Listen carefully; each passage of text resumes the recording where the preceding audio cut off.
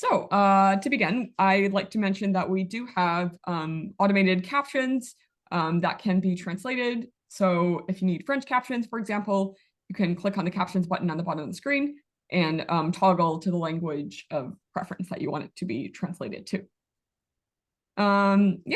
I'd like to start by acknowledging that I'm personally fortunate to be joining you from the unceded Coast Salish territories on the land of the Musqueam, Squamish, and Tsleil-Waututh nations, commonly known as Vancouver, which has long been the site of meeting and exchange of these nations. As a non-invited guest on these lands, I'd like to express my sincere gratitude for these nations for their stewardship of land and waters on which I live and thrive today. I'd also like to encourage you to please share in the chat as well where you are joining from. And if you're not sure about the lands that you're joining from, you can find out more information at nativeland.ca. I've pasted a link in chat for that.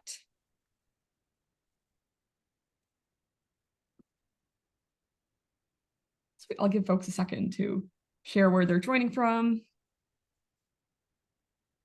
Hello, welcome, Ashley. We're just asking folks to share in chat where everyone's dialing in from. I'm currently on Coast Salish territories in so-called Vancouver. Very excited for the conversation today. I overuse this word, but I'm truly, sincerely excited. Hey, some in Montreal. Okay. Well, to kick us off, it's my absolute pleasure to welcome our opening speaker, Miranda. Currently working as the Engagement Senior Coordinator at Environmental Defence Canada, Miranda has long had a deep sense of appreciation for the natural world. This has led to degrees in environmental studies at York University, where her master's research focused on the intersection between biodiversity conservation and digital science communication. Among other of her many accolades, she co-founded the Community Climate Council, a local nonprofit focused on climate literacy. Through her work, she aims to inspire and inform others on local environmental issues so we can collectively drive solutions towards climate and community resilience. Miranda, we are so excited to have you. The floor is yours for the next 25 or 30 minutes. Amazing. Thank you so much, Jaden, for that introduction. And hey, everyone, so happy to share the evening with you all. Since this will be recorded, I will be dropping some links in the chat, but I'm happy to send that after as well so folks can follow along. So as Jaden mentioned, I work at Environmental Defence. Oh, to start, my pronouns are she, her. And at Environmental Defence, I've worked on some really fun projects as it pertains to oil and gas pushback, which I'll be talking a little bit about. But as Jaden mentioned, I mobilize grassroots action as the founder and CEO of the Community Climate Council, located in what is now known as Peel Region, Ontario. And I want to acknowledge that I'm currently in what is known as Brampton, Ontario, the treaty lands of the territory of Mississaugas of the Credit First Nations, specifically the Anishinaabe, Huron-Wendat, Haudenosaunee, and Ojibwe. So please keep the chat box open while we're going through this, and I'll be dropping links as I mentioned. And I'd love for you to keep it open in another tab or get a document ready where you can just drop all the links because we don't have much time and this is a big and important topic. So there are some really fun things that I would love for you to dive into on your own time that we can't go through today. So as a little background, just to make sure we're all on the same page, we all know that climate change is caused by greenhouse gas emissions, and these emissions cause a global heating effect, which results in disastrous and catastrophic outcomes. We've seen collapse of ecosystems, climate refugees, displacement right here in Canada. I personally have family friends who've been displaced from Yellowknife from the forest fires, so it's very close to home. And ultimately, there's an unsafe world out there for us to live in if we keep going down this path. It's not the most positive opening, but hey, this is the truth, and I just want to make sure that we're all on the same page of how urgent this issue is. So fossil fuels, that's coal, oil, and gas, they are the largest contributor to global climate change, and they account for 75% of global greenhouse gas emissions and 90% of all carbon dioxide emissions. So in order to stop the climate catastrophe, it seems simple that we need to take away 90% of all that carbon emissions, which means stop pumping out fossil fuels. We've known that since the 1920s. The 1920s, and we are pumping out more than ever. Why is that happening? The reason is because the oil and gas industry is full of lies, and we're going to go through that today. So we're going to chat about the power that they hold over our government and the influence that they have over people like you and me, the general public. I want to first share this in the chat. It's a really great article, and it's called Forgotten Oil Ads That Told Us That Climate Change Was Nothing. So way back in the early 1900s, they told us climate change is no big deal. Oh, you really think that the Earth is going to warm up just because of us? Humans are small. We can't change the weather. All of the claims that we unfortunately still hear today in 2023, depending on what circles you're in or what chats you find online, you still see some of that rhetoric. So it's no wonder that this year's global climate march is all about fighting to end fossil fuels. People are drowning in floods, thousands of people in Libya just the other day. And it makes sense that we need to call it out as it is. And I'm really grateful that a lot of the youth have come together across the world to say, hey, it's fossil fuels, and that's what we're marching for on Friday. In Brampton specifically, we have national claims where we are fighting against fossil fuels, but we also have local claims where we're going to be fighting for local issues such as the Greenbelt protection. This is something that our Premier of Ontario is doing, and it contradicts all climate action. And he is claiming to open a lot of housing, but the truth is we have more housing than what's in the Greenbelt to be developed. That's already approved in the GTA. But anyways, I diverge. That's another topic for another day. So to start off, how many of you have heard of a carbon footprint? Maybe just drop in the chat, or you can do a virtual hand. Have you heard of a carbon footprint? Awesome. Most of us have.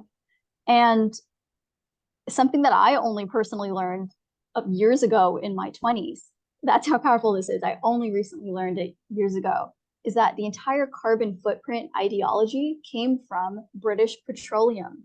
They invented the entire concept to blame individuals, not fossil fuel companies. It was all meant to push the blame onto us for climate change.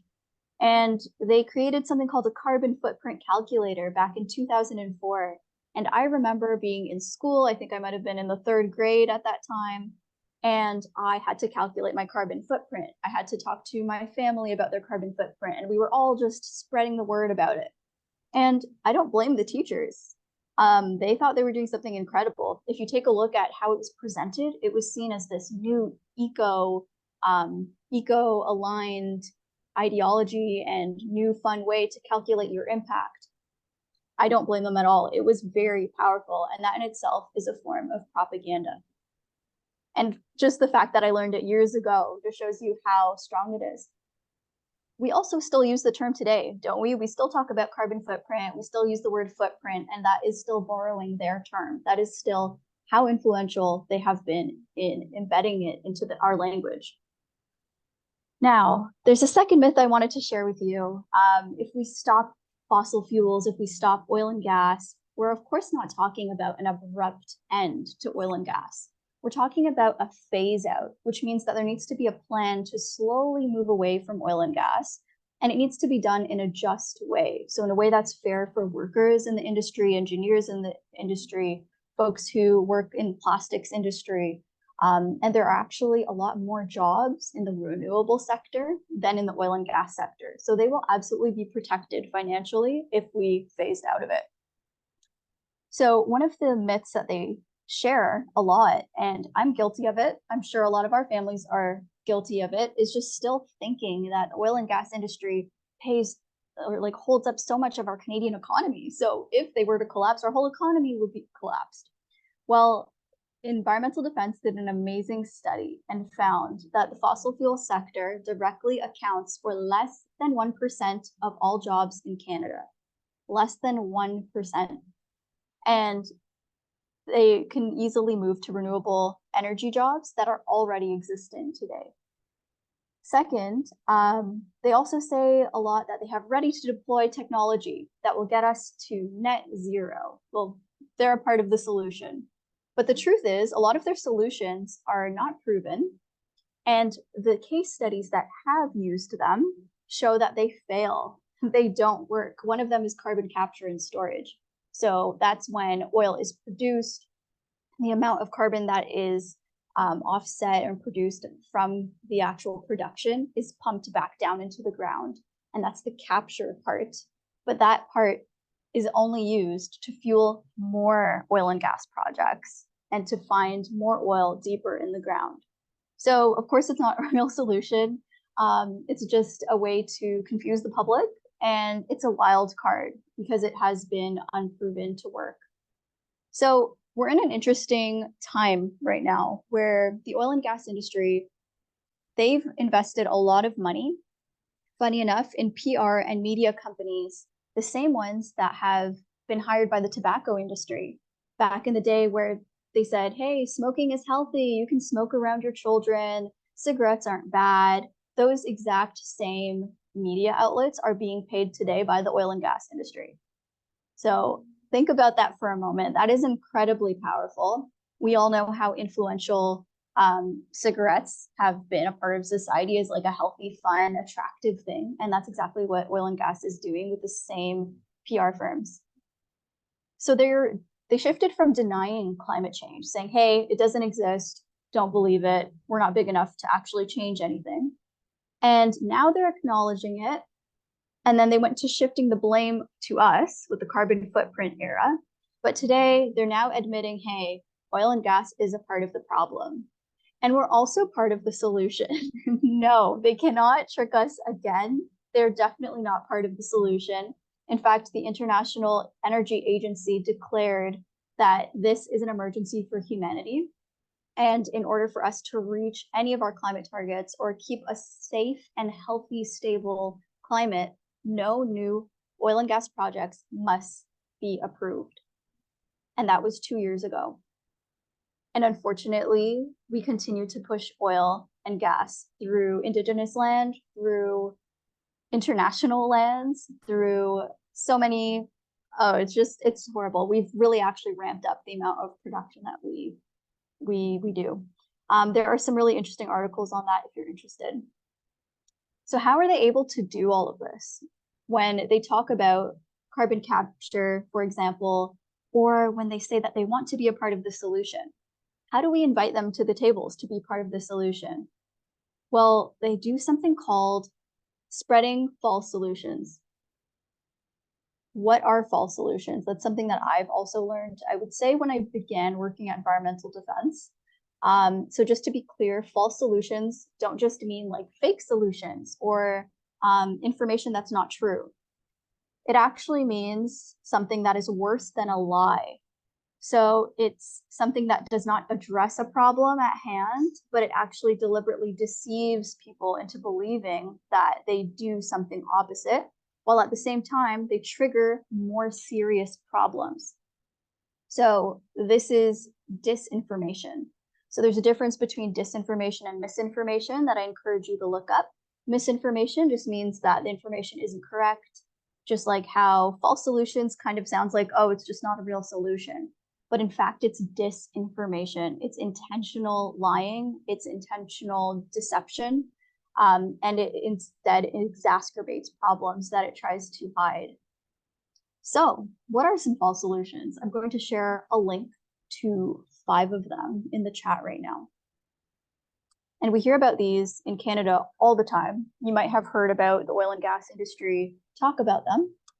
But one that I will mention is blue hydrogen, LNG, and none of them, again, have been proven. And in fact, there are studies that prove that they do not work.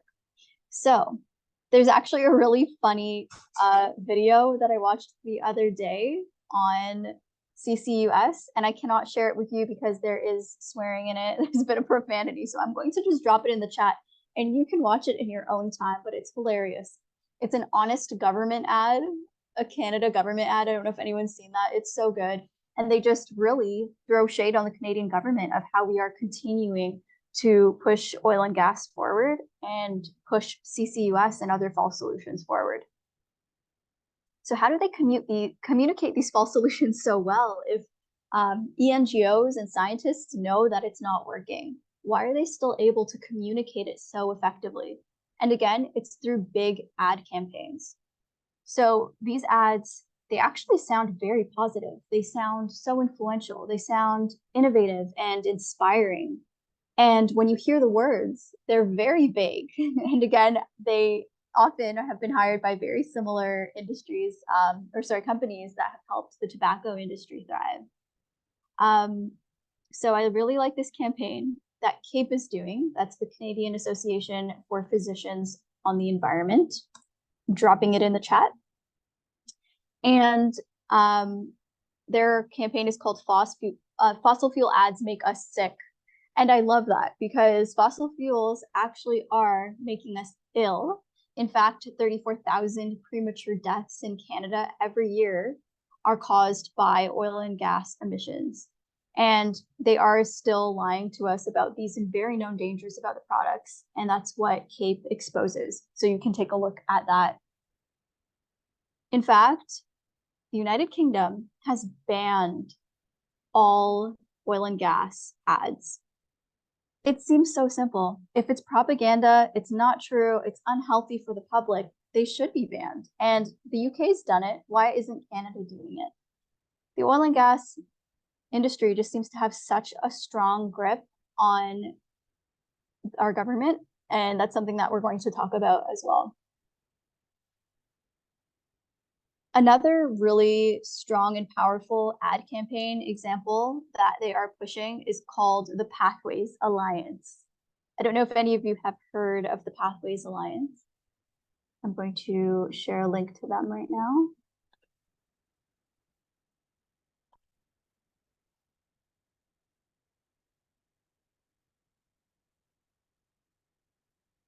And if you take a look at their website, it looks pretty positive, right? It looks very progressive almost.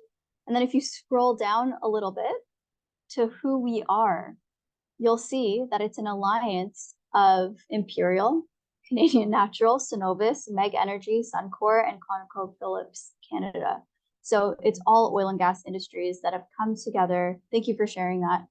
And they have united to spread greenwashing, to lie. They've come together as a new campaign to position themselves as leaders and innovators who are going to solve the climate crisis with all of these new technologies. And they are the same false solutions that I've talked about before. They're all lies, and it's extremely powerful. I don't know if any of you have heard ads, but I know I have. I've heard ads on the radio when I'm driving. I see them on the sides of streets. They're at bus stations.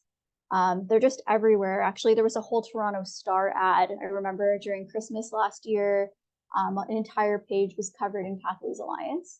I also saw commercials, I remember, during the holiday season last year.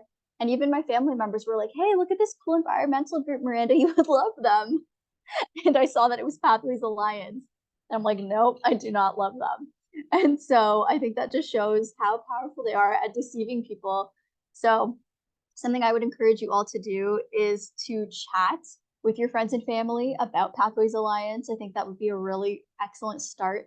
And also to share the fact that the UK has banned propaganda like this, and that we should absolutely be doing the same. It's simply wrong and unethical. We know that these people are leading the destruction of our planet. We can't watch any bit of news without seeing destruction happening worldwide. And now locally, Canada has literally been on fire. So how can these people possibly be the solution? And the answer is that they are not. I know that some of this might sound daunting, just knowing how much power they have. And the reason why our government isn't standing up is a big reason because of lobbying. So they meet with the government on a very regular basis. And we actually expose how often that is through a really cool tool that we created called a lobby bot. And if you have Twitter, or what was once called Twitter, you can follow. And if you don't, I think you might be able to access this, but take a look at it. It's the federal lobby bot.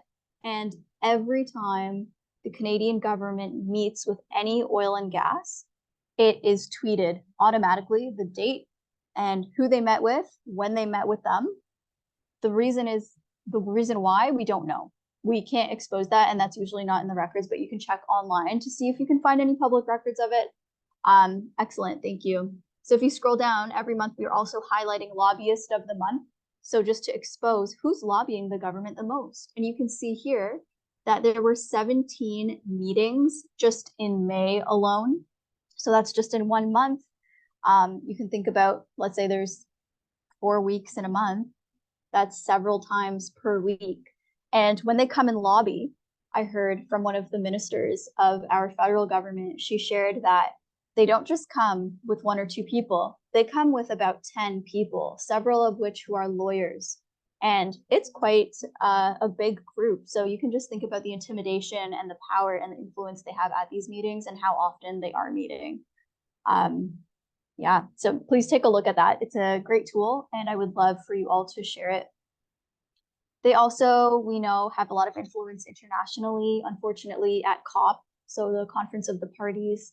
They've been invited to sit at the tables with youth and with ENGOs to talk about climate solutions. And unfortunately, these are tables that they should just not be invited to. So I know that all of this power sounds daunting, but the good news is there are only a couple people who are filling their pockets in Canada from all of this destruction, and we know their names. And the big campaign that we've launched is called Climate Villains. So if you take a look at climatevillains.ca, Jaden, if you don't mind sharing that, that would be amazing. You're going to see the top villains that we've pointed out who are behind the climate crisis and profiting off of it and spreading disinformation. And if you click on each one of them, maybe I'll just wait for you to pull it up actually, and then we can walk through it together. Amazing. So if you hover over one, we've actually given them nicknames. If you hover over Binion, he's the guy in the center. We called him the mastermind of petropopulism. And he saw that, he coined it and put it on his Twitter. So if you go to his Twitter bio, he's like proud of it. And so I think it's hilarious that these people are notoriously proud of what they're doing and very aware. But I'm also very happy that he saw this campaign, and they all probably did, which is great. So if you click on their profiles, you'll see who they work for, what they do, and how they do it. So some lobby the government, some push different movements like Binion, for example. And if you click on others, you'll see what false solutions they push, such as blue hydrogen or whatever it might have been. Hydrogen fuel is pushed by Arthur Irving, for example. We did a really big launch on the Irving family. People on the East Coast have been really upset with the Irvings. It's a really large and powerful family line. And if you scroll down, you'll actually see more details on the villains that we're highlighting every month. And then if you scroll down to the bottom, you'll see all the things that the oil industry does not want you to know. So Environmental Defense has some really great blogs that they created about their lies, their misinformation, and the influence and power that they hold. So I encourage you all to check that out. And I wanted to end, of course, on a positive note of what you can do. I think this is excellent that, yes, they have all this power, but it's becoming more of the norm that people know that these are lies. People are calling them out on it, and Canadians are sick and tired of this climate crisis that's getting worse. And I think that that's an amazing thing in a way, that we're all ready for real change and recognizing that, hey, the blame is not on the people, it's actually on those who hold power. And sometimes it's our politicians, sometimes it isn't. And it really can be that oil and gas industry. And so we've named them, we've blamed them, we've shamed them. Now we want you to join in on that. So please share climatevillains.ca far and wide. Tell your friends and family who they are, and let's start talking about them specifically. Let's name them. When you go to websites like CAPE and like Environmental Defense, you can sign petitions. Those petitions are so powerful. They get sent right to the federal government, and they do read them and they reply. Another thing you can do, of course, is rally this weekend. Join a rally locally on Friday if you can, or the weekend. Share all the graphics and blogs that you see online as well on your own social media. If you are a young person and you're more TikTok savvy than I am, please make TikToks about this. Get the word out, talk about the climate villains, and raise awareness on your personal social medias. You don't need to be an influencer. Don't feel intimidated if you don't have enough followers. The most power we hold are within the circles of people who trust us. And so if we talk to the people we trust, they're our friends, our families, people who follow us, that is where power happens and influence and change occurs. I've always been really passionate about acting locally, even though we have these really big national and international ideas. Once you act local, you can really change the minds of people. Last, I would love to encourage you all who are in school, if you can incorporate this in any of your school projects in whatever form that might be. If you can choose like an essay topic, to choose these types of topics. If your teacher is asking you to calculate your carbon footprint, why not have a conversation with them and ask them, hey, instead, can we actually take a look at climatevillains.ca or look at propaganda and history of the propaganda of the oil and gas industry? Ask people those really challenging questions and just start those discussions in school. You don't need to wait until you have any credentials or you're graduated or you hit a certain age. I really want to encourage you all to know that you have so much power just knowing this and having this knowledge, and recognizing that this knowledge is accessible, it's free, and it's out there. And I'm just happy to be here to guide you to it. So thank you. Wow, sweet. Thank you so much. That was really, really cool. Yeah, I'm personally, like, I'm also very fanatic about the concept of the carbon footprint and how it came to be. And it's like, yes, it's technically potentially valuable, but the entire way they marketed it as a complete scam, trying to screw us over. And you were so eloquent in describing that. And like the climate villains campaign is absolutely iconic. And I was like very stoked for you to explain that and talk about it, because and the fact that they are literally so shameless that they put it in their Twitter bio. It's like, yes, this is a spoof, but this isn't a joke. Like, you are a real climate villain. Like, villain sounds like a word we use in sci-fi movies, but yeah, look at your actions. Yeah, right? So absolutely. And I think that more people are seeing that and they can't hide it anymore. I think one of the oil and gas CEOs recently said that they're actually no longer going to invest in climate solutions, and they'll just keep moving towards oil and gas because they realize that they're so caught in their lies that they can't even believe their own lies anymore. They're like, it's too much for me to keep up with. So it's really funny. The public is not buying it. They're not even buying it. So it's time to just really spread the word and push this movement forward.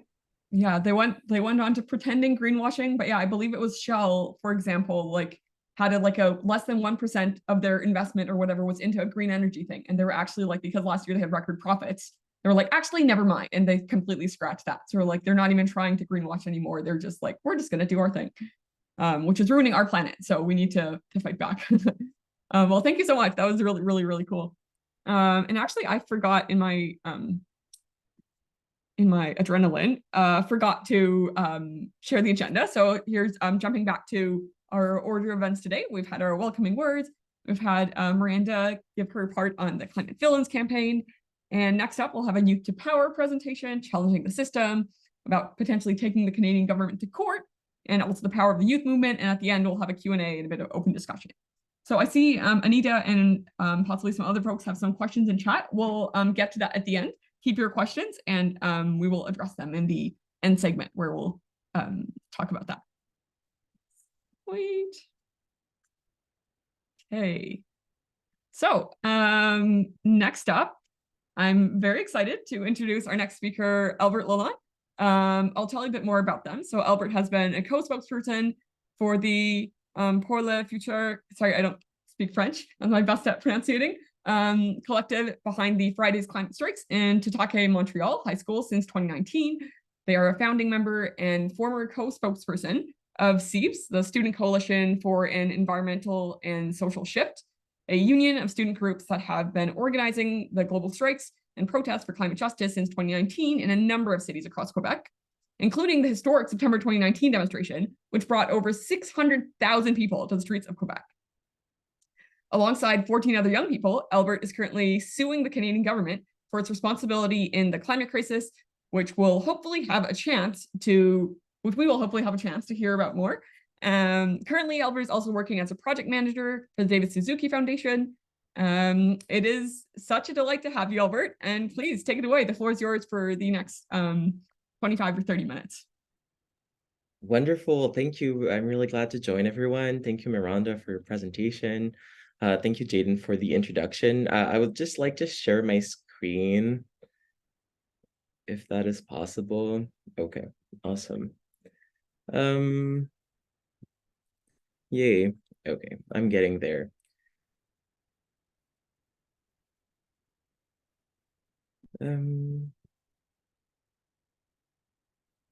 All right, sorry for the delay. Okay, so awesome. So I got about 30 minutes. I'll try to be fast. I was asked to answer the question, how do we sort of build power as youth? I wrote Gen Z, but if you don't identify as Gen Z, then that's fine. I think it applies quite broadly, and I think that yeah, youth are in a similar boat if we look at things from a generational lens.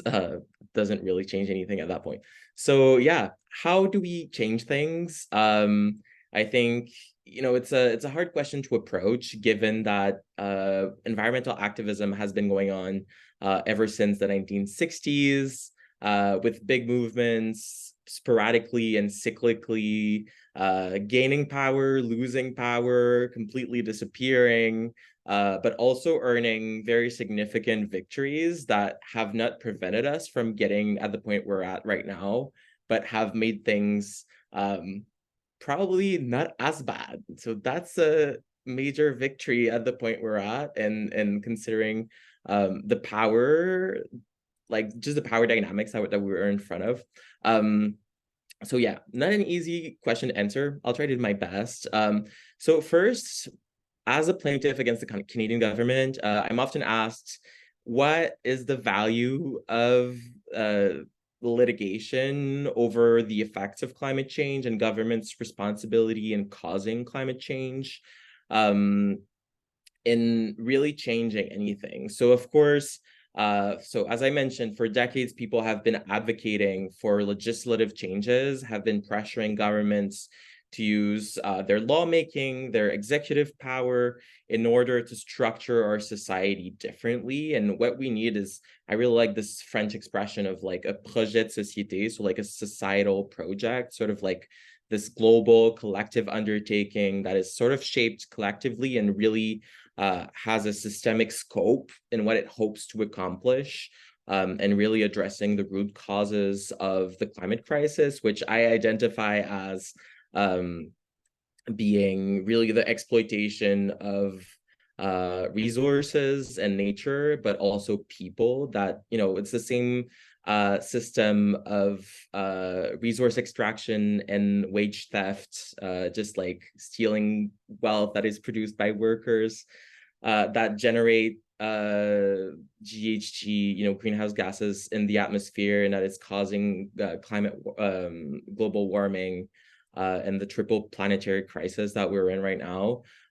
So, you know, this sort of systemic approach has been defended, people have fought for it in order to have changes that should have been made by the representatives of the people. And we're also seeing, I'll get back to it later, but we're also seeing that, for example, like I in 2021, and surveys vary, but we're in front of a democratic failure where we have 77% of the Canadian population that's favorable to tackling the climate crisis. And that's major because no federal party, for example, will really ever explain what its really means to tackle the climate crisis. And the media are giving a very, I don't know, we're always like in the technical conversation that no one really understands, where we talk about like megatons of GHG and percentages that are complicated, and just talking about like isolation and electricity consumption. And it's so we're always in the technicalities.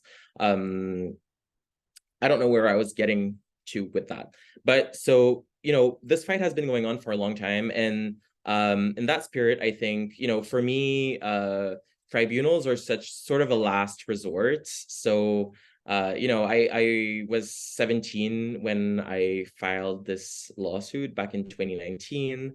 That was after, you know, sort of a month after organizing, you know, well, working with a lot of other people to organize the September 27th, 2019 protest in Montreal, which was the biggest in the history of the country, with 500,000 people. And we had Justin Trudeau. It was this big parade. We were promised 2 billion trees, you all. They've probably all burnt because they're not biodiverse enough.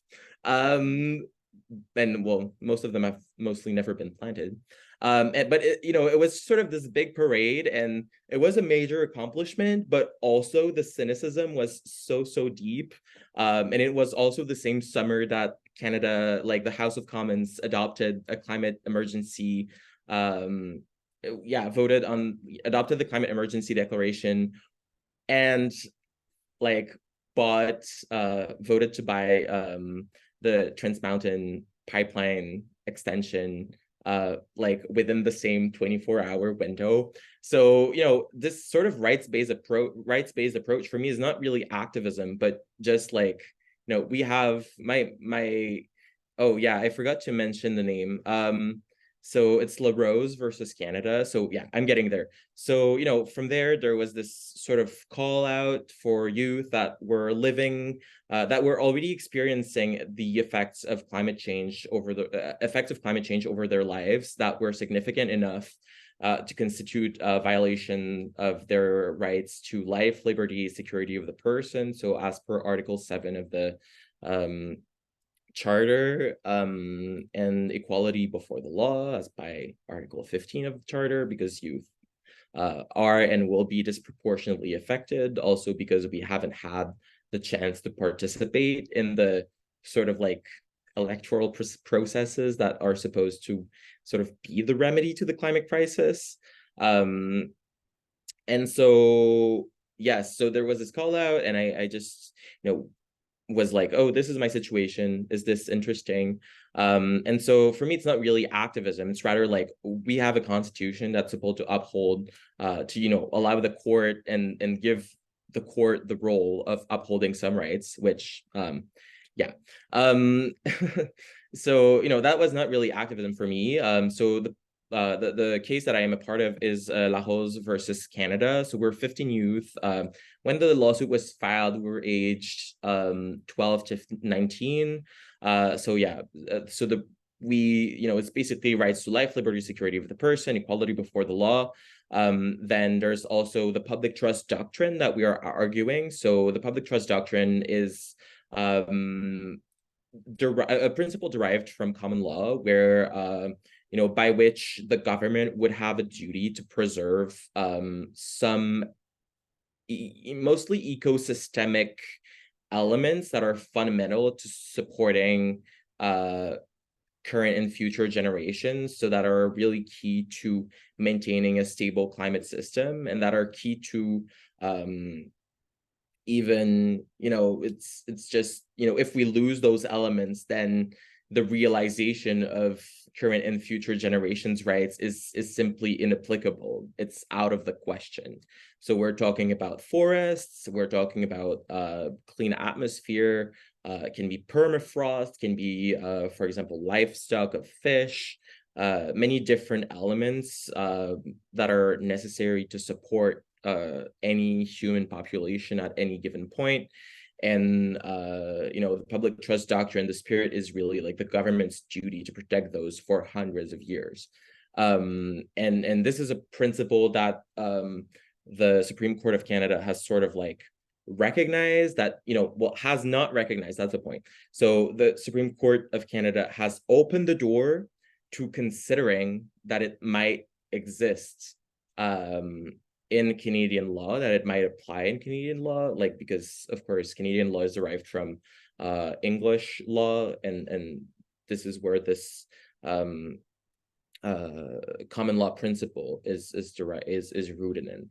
But it has to be confirmed by the court in order to be enforceable. But it would potentially be a game changer. It depends how it's applied. There's, the court would have all the, they could decide that it does not apply in Canadian law. They could determine the parameters by which it does apply.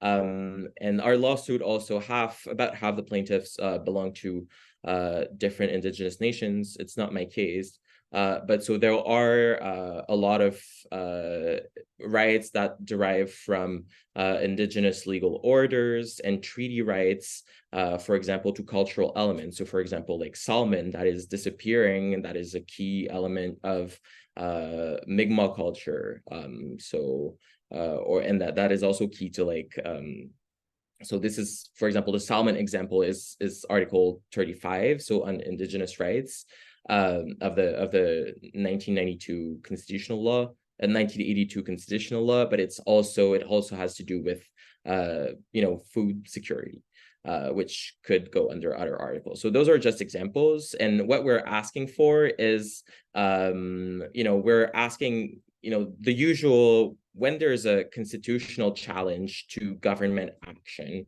the usual legal remedy that's granted by the court is a declaration of unconstitutionality and inapplicability for like a law, for a part of a law, or for a specific governmental action.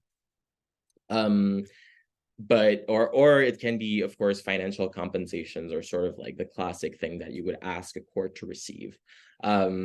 That being said, if we're talking honestly about the climate crisis, the issue is that it's the Canadian government contribution in the degradation of the global climate system. So Canada's emissions are, of course, very significant on the scope of the planet. But if we take every individual action of the government and challenge it in order for it to be declared, and challenge it in order for it to be individually declared unconstitutional, because it's just that, like, for example, the purchase of the TMX pipeline, if we challenge it in court, then the GHG gases that it creates are it's really hard to establish a link between that specific action and the contribution it makes in the global GHG emissions that are a sufficient sort of causation link to impute governmental responsibility on the harms that climate change is doing to young Canadians today. So it's sort of impossible to challenge those things individually. And so they sort of have to be challenged in their globality, because it's both the action of the government. So I'm thinking of the massive fossil fuel subsidies, the just overall corporate welfare that all extractive industries are benefiting from so strongly, with billions of dollars of taxpayers' money going to fund private profits and destruction. Then there's also all the inaction of the government. So just their overall inadequacy in developing the infrastructures that are necessary in reducing our emissions, also in adapting to climate change. So all those things. So it's very global. And so, but the courts are just simply not really typically, it's not necessarily, they're not used to just like addressing the whole, it's not a typical sort of lawsuit that exists. And the remedy that we're asking is a climate recovery plan that encompasses all of the federal government's action. And our whole point is that, well, it's the only way, like the cause, like the harms that we're experiencing are very clear. The causes of the harms that we're experiencing are very clear. This is all measurable, and a strong causation link like can be established between the both. And if the court doesn't get creative about it, then that just means that our most element, like our most basic constitutional rights become obsolete. But of course, this raises the justiciability issue among many things. But justiciability issue is the main obstacle that all youth climate litigations built around that structure. So there's several in tens of US states. There's the federal case in the US, also Juliana v. United States. There have also been similar victorious cases, for example, in the Netherlands. But the biggest obstacle is just that we have separation of branches of government. So of course, we don't want like a government of judges where the government, like judges, the judicial power can dictate elected officials, elected representatives,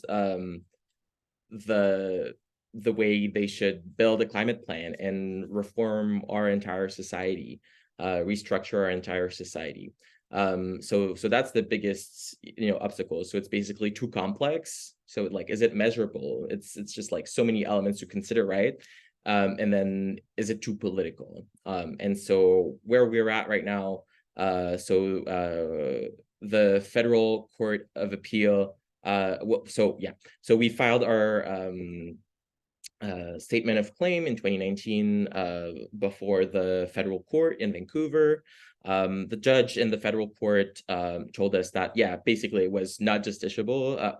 And then the first things first. So the government objected the validity of our claim. So is sort of objecting, arguing for us not to have the right to be heard in court. So it's like a prejudiciary process to claim that this is not justiciable. So the court only had to rule on the justiciability of our lawsuit and not on the overall claims and remedies. But of course, if it's not justiciable, then there can be no remedies, and the court will not hear a claim. So yes, and then now we're awaiting, we've had our last hearing in February of this year, and we're waiting for the Federal Court of Appeal to rule on the justiciability of our lawsuit. But all this to say, I think it's worth taking every action that we can.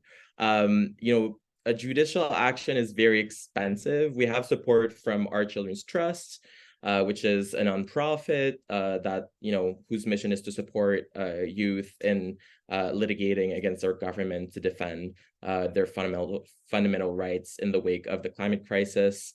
We also have the support of DSF, which is sort of the Canadian partner because Our Children's Trust is US based. And tribunals also cannot, they are backwards looking, so they can only rule on present and past harms. They're not very well equipped to prevent harms in the future. So okay, I took too much time on this. So now sort of if courts, to me courts are sort of our last resort within the frameworks that are planned, like that are established by the system.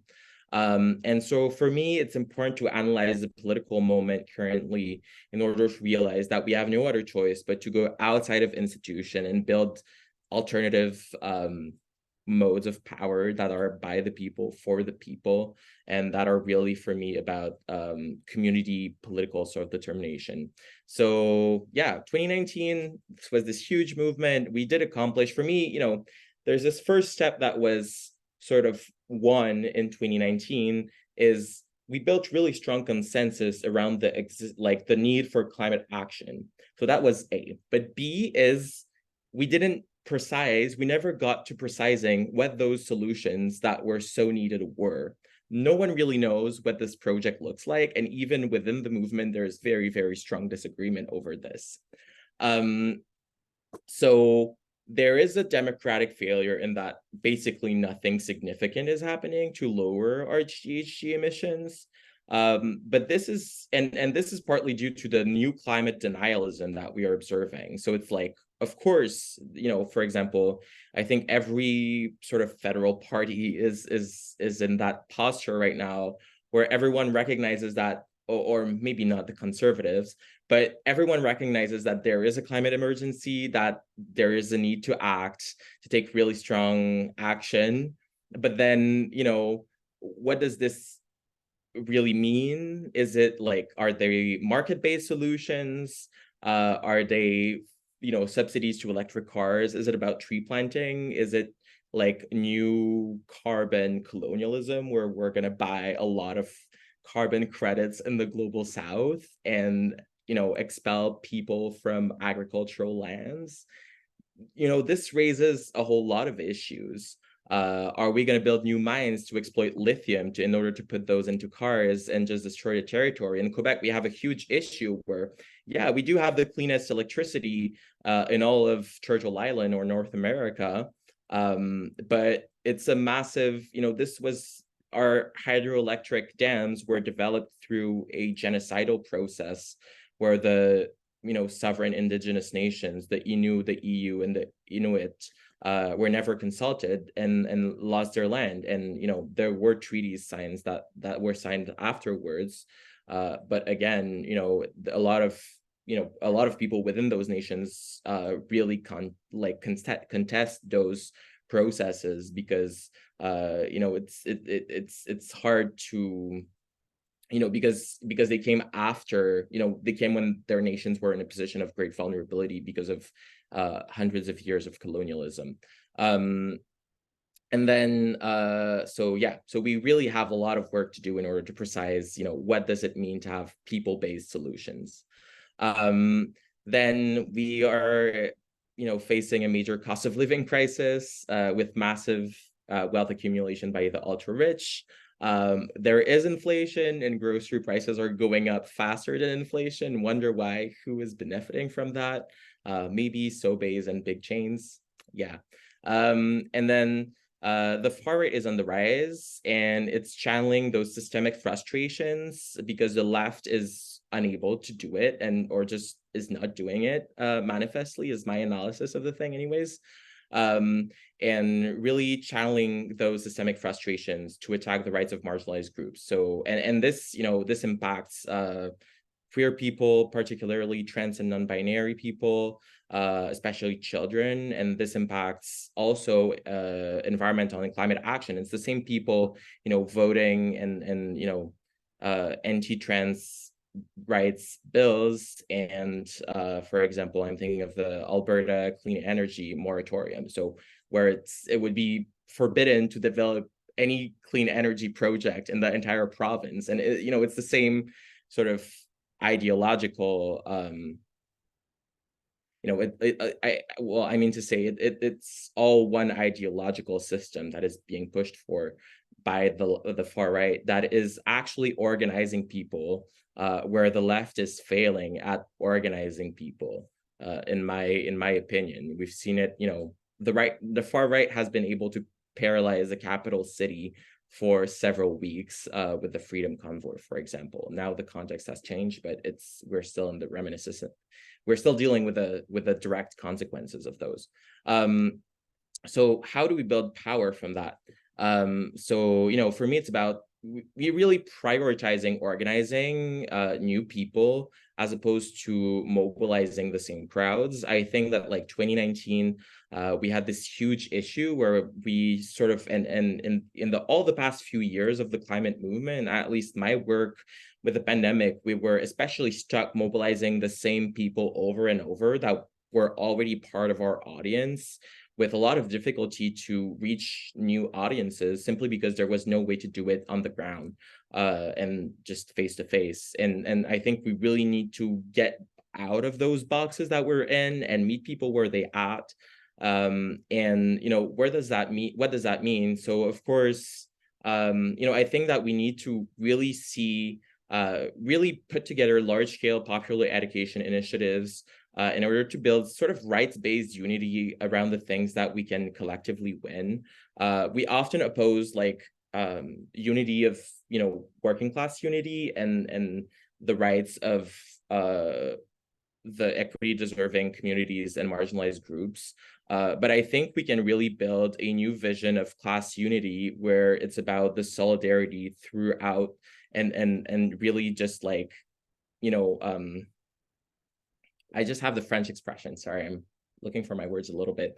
But where it's really about, the basis for class solidarity is solidarity across the different systems of oppression that we are navigating together, and solidarity because we know that we can win so much, and because we believe that we all deserve justice.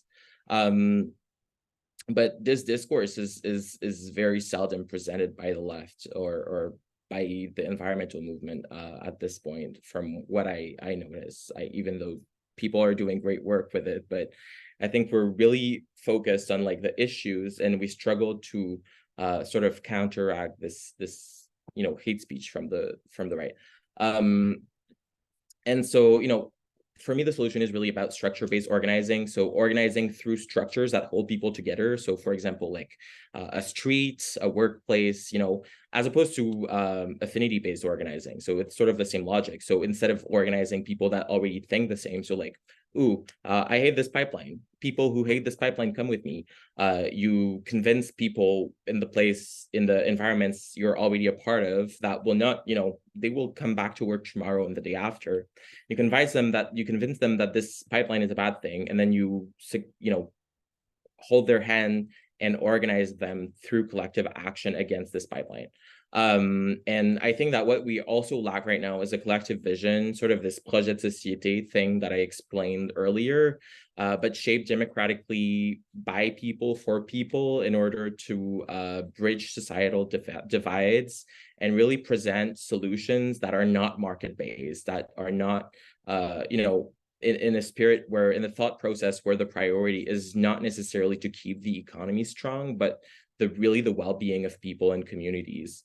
We really need policy that is not developed prioritizing the interests of big corporations, because that's what our institutions are doing right now. And for me, it's about, laying out all of this infrastructure everywhere with a federative shared project, and really, bridging the divides. So between Quebec and the rest of Canada, social movements are often very disconnected.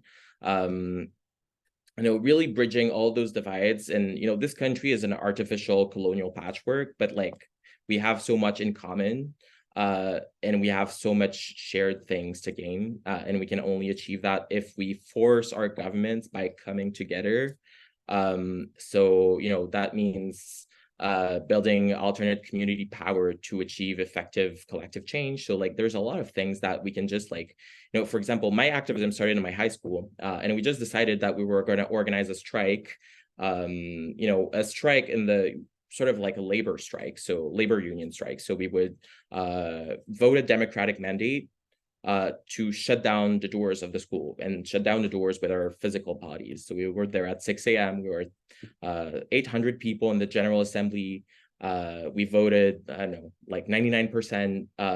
We really organized people, and those structures, there were no union structures within the school, and we just created them. And that's something that we actually can do. When there are no structures allowing us to build the power that we need, then let's just create them. And so we were 800 kids in the cafeteria. We voted yes to the striking mandate without any hesitation. And then, we were 350 kids at 6 a.m. blocking the doors. And then another round of people came to take over at 10 a.m. so that the others could go back to sleep. So that was all organized in 3 weeks in 2019. And I think that it's an interesting example, but then of course, I think it needs to be, those things need to be more lasting and need to be made, sustainable. Those structures need to be built to last on the long term and allow for this collective type of action. So this is just one example, but it allowed us to flip the whole power structures with, we were minors, we were under the authority of teachers, of course, the direction, our parents were, fighting with the school board and the Ministry of Education, going sort of all the way to the top. And we just sort of flipped the pyramid, and we were just like, well, we're the majority here, so we're going to do whatever we want. And we're going to evacuate everyone with megaphones if we want to. So yeah, that's what we did. And then, how do we block key sectors of the economy? If we organize workers of one sector, then we can block that sector together. And of course, in order for that to work, we need to structure this project in order for it to be favorable and directly favorable to the interests of the worker. And that's just natural. That's how unionism has always worked. But it requires sort of creative thinking. And then, be ungovernable. I really like this expression. And sort of doing this long time work of reshaping the political landscape and forwarding institutions into certain positions, and really taking back the control that right now the corporate elite has. So we need to create, I don't think that we're going to win through electoral logic or electoral thinking, but I do think that it's worthwhile thinking, how can we manage for there to be a bigger price electorally if they don't listen to us versus if they don't listen to big oil. So, I think that's the thinking. So yeah, I really don't have a lot of time left. I wanted to present. We are kind of running a bit low on time because I still have some questions for you two at the end. I thought I had 1 minute, but yeah, okay, maybe I'm mistaken. No, go for it. But I just wanted to illustrate this, with I think it's an interesting example. We had this major LNG export project in Quebec here. It was LNG from Alberta. And there was just this huge civil society alliance with Indigenous movements, civil society organizations, student structures, and we had this huge structure, this huge coalition of local structures that was La Sève, and we had 35 campus chapters in cégeps and universities, as well as in some high schools, over 1,000 members. And we were like, this type of structure just made it incredibly effective. So we could mobilize people to block things very quickly, rapidly. We were, holding general assemblies for student unions to position themselves against this project.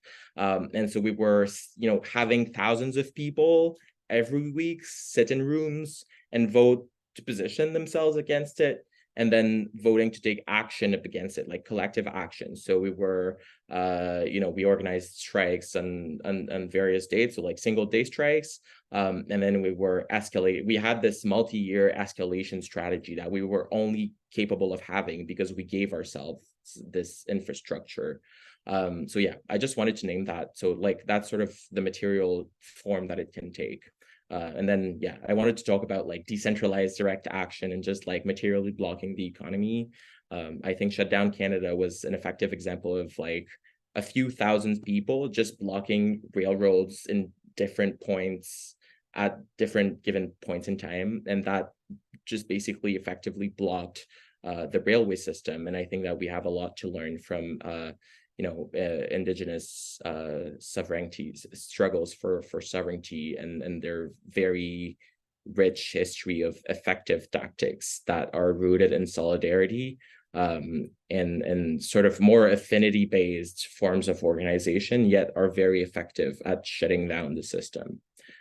So yeah, this was me. Feel welcome to reach out. Sorry, I went a little overtime. Oops, I'm still sharing my screen. No worries at all. Thank you so much. That was really, really cool. I personally have no experience with like litigation and the whole case, and was like, I don't know, I feel all the young people in Canada like owe you a thank you for like doing this, like taking up the like the mic or whatever you call it, the like just getting going with this. And like we're like, it's, I don't know, I'm kind of speechless, as you can tell. It was really cool. Thank you so much for sharing all of that. And also, yeah, like I really felt the emphasis on direct action and like the power of people in the movement, from like all the things you shared. And I feel like in some ways, like Quebec, I think like there's a different, slightly different atmosphere, and like there's much more of the people in the streets type of attitude. So that's really cool as well. So thanks so much for that. Was really awesome. No, thank you so much. No, Yeah. of course. Okay, finally, I have a few questions. I'm going to screen share. These are somewhat general questions, but I really would like to hear what you two have to share about this. One sec. Okay. So, first of all, as this event is a lead up to the climate strike on the weekend, in relatively simple terms, because I'm hoping to get to more than one of these questions in, or maybe I don't know how much time we have. Okay, I'll pose two questions and you can answer either or both. Yeah. So the first is, what do you see as the power of the young people in this movement and the youth and the climate movement? What is the potential of young people's voices in this space? And do you think that actually could like catalyze change down the line in terms of the global climate direction? And also, and or what would you recommend to a young person in terms of like how to find their direction or their place in the climate movement? So it's kind of different, but I'm kind of putting them together. So yeah, either of you, please feel free.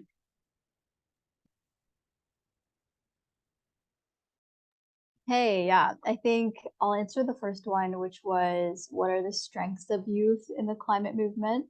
I think that when I first started my journey of activism in 2019, I would have said that the presence of youth itself is a message. Like just seeing young people is a message.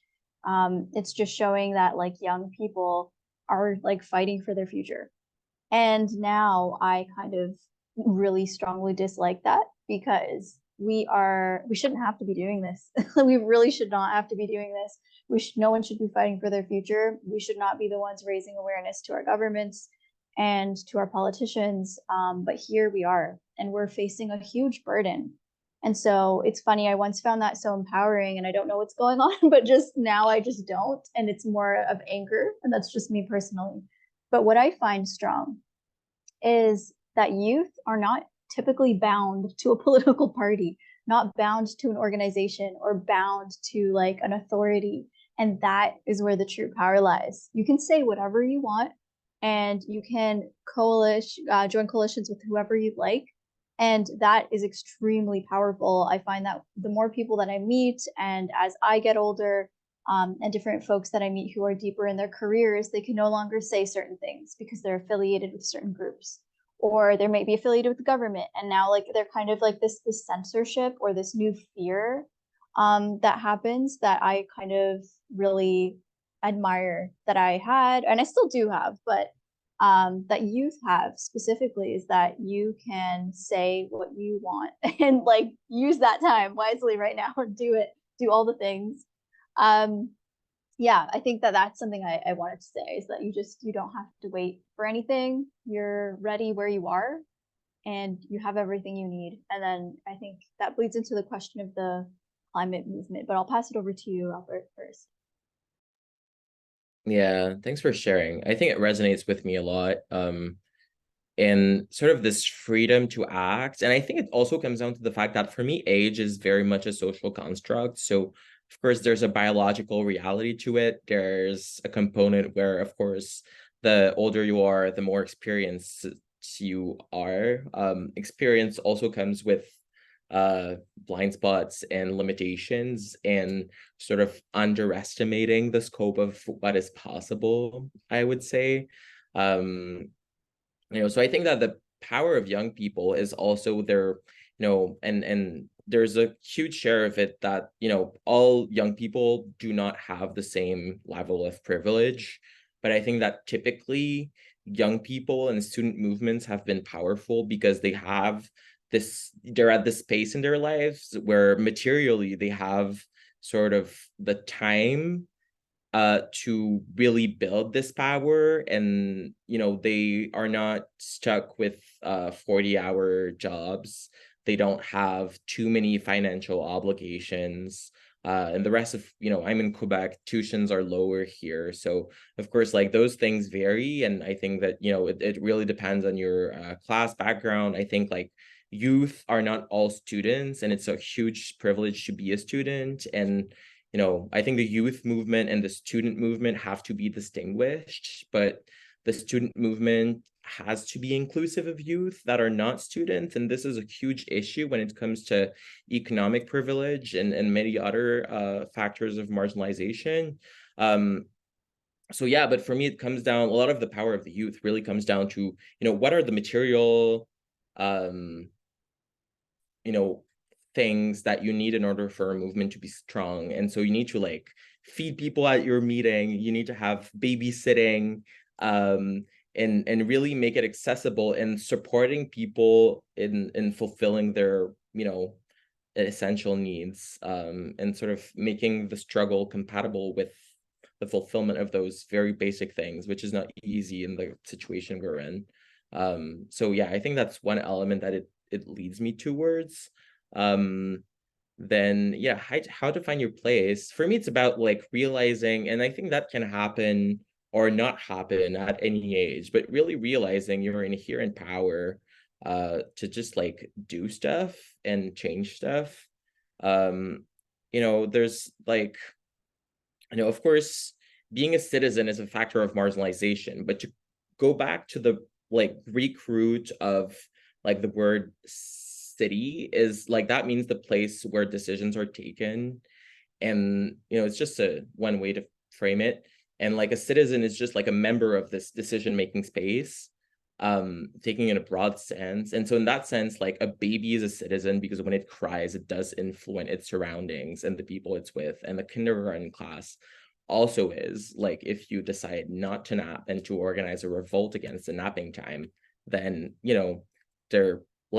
people likely won't sleep. So you have this inherent power at any given stage of your life. And for me, it's just about realizing it and realizing how you want to use it, and what community and what tools, what factors you need for them to be realized, and sort of like to get it out of your body. And I think, we need an ecosystem also. Like you can't do any of that alone, but it can start with the impulse of one individual. Oh yeah, thanks so much. That was really cool from both of you. Like the fact that we have a voice, and your example of like the baby crying, even they have a voice, and like use your voice, and before like politics constrain you, and like we as young people have less societal expectations on us, and this is our planet that we're fighting for, even though it's not our fault.